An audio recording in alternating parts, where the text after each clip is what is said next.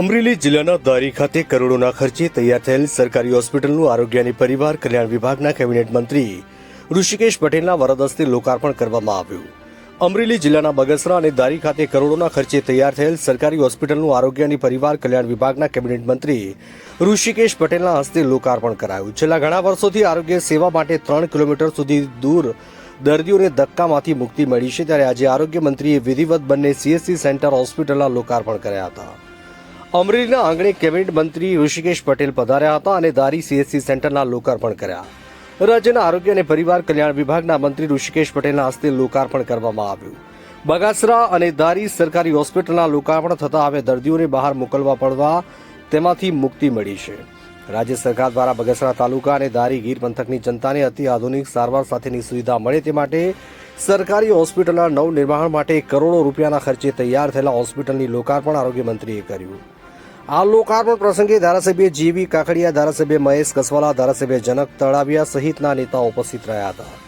રાજ્યના આરોગ્ય મંત્રી ઋષિકેશ પટેલના હસ્તે સરકારી હોસ્પિટલનું લોકાર્પણ કરીને ખુલ્લું મુકાયું અને આ સરકારી હોસ્પિટલમાં 30 જેટલા બેડની સુવિધા સાથે ડાયાલિસિસ વિભાગ, દાંતનો વિભાગ, ફિઝિયોથેરાપી, એક્સ-રે, બાળકો તેમજ બ્લડ સ્ટોરેજ યુનિટ સહિત વિવિધ વિભાગનો સમાવેશ કરાયો છે, જેનું લોકાર્પણ આરોગ્ય મંત્રીના ઋષિકેશ પટેલના વરદ હસ્તે કરાયું હતું। રિપોર્ટર સંજય વાઘેલા, અમરેલી।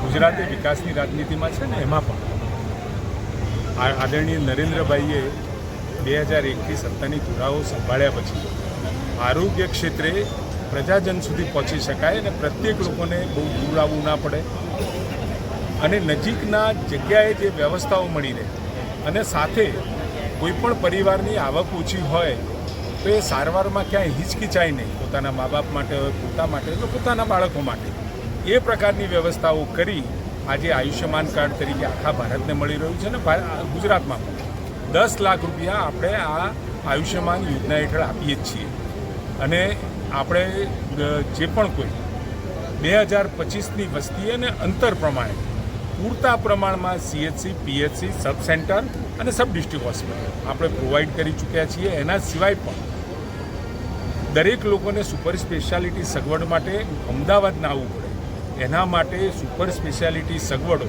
સુરત, વડોદરા, રાજકોટ, ભાવનગર અને જામનગર સુધી વિસ્તરે એના પ્રયત્નો પણ ચાલુ થયા છે અને આ વર્ષે લગભગ હું માનું છું ત્યાં સુધી આ વ્યવસ્થાઓનો વ્યાપ વધારવાનું કામ પણ ચાલુ કર્યું છે।